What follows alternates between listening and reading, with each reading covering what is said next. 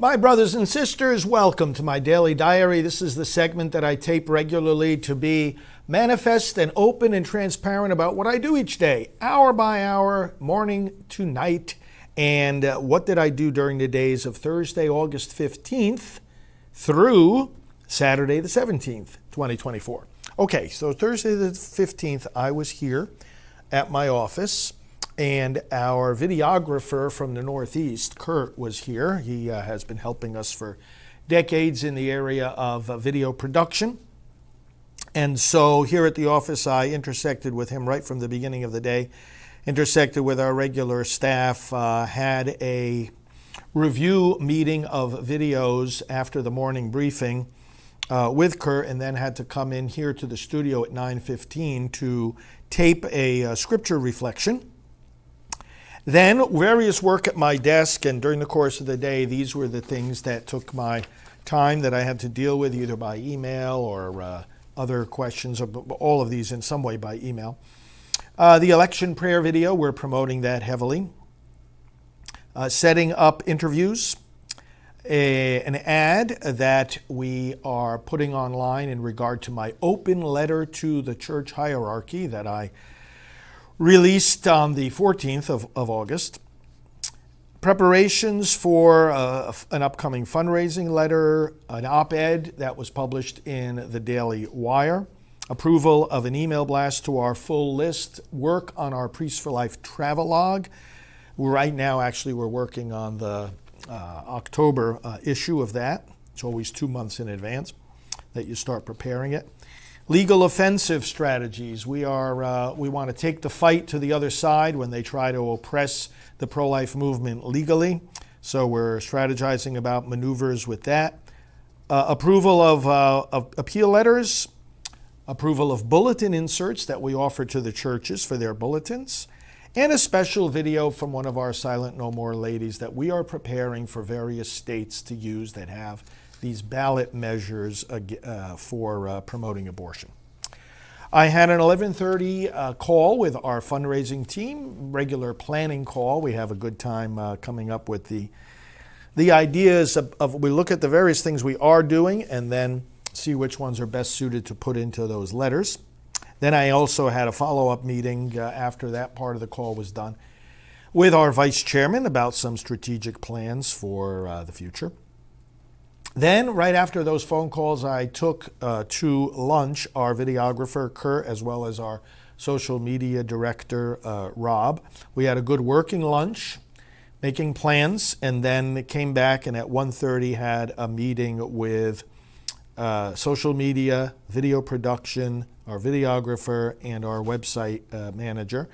That was a good planning meeting, and then the afternoon moved on and I continued dealing with the kind of things I just mentioned at my desk. Come 4:30, I had a radio interview for about a half hour, and that was a Washington, D.C. area station. I was talking about Tim Walz, the Tampon Tim abortion advocate who thinks he's running for vice president. And then settled in for the work of the evening, got the usual end of day updates from staff, had some dinner, continued working at my desk until it was bedtime. Friday the 16th of August, likewise here at my office, intersecting with staff and with Kurt, our videographer, and with our executive director, Janet, who was here that day, and had a meeting with Janet. Actually, in the morning, we had to go over a number of things and just did some work together and made the contacts we have to make with various pro-life leaders and members of our own pastoral team, etc. The work I had to do at my own desk included the following topics, all of which involved email communications, planning the leaders meeting that we usually have for pro-life leaders, communication with Mike Huckabee's office, ProLifeVote.com, our main election website, making sure that we're pumping out good materials on there, plans for social media, plans with our videographer, liturgical communications online, making sure they're all up to date. An event taking place, 2 events taking place on September 21st here in Florida that I'm helping to plan, communications about that. plans to interview pro-life leaders for our various programs, plans for emails related to early voting and voter registration deadlines, many things related to that.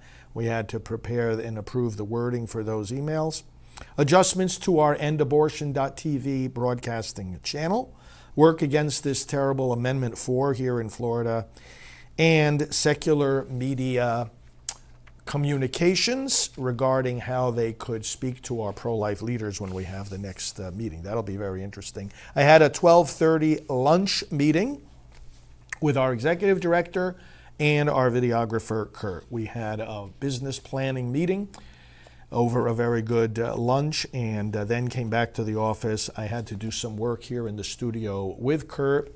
Again, preparing some videos for these states that have these abortion amendments. We've got some good messaging and some good tools that we're sharing with them in order to get the message out to persuade voters.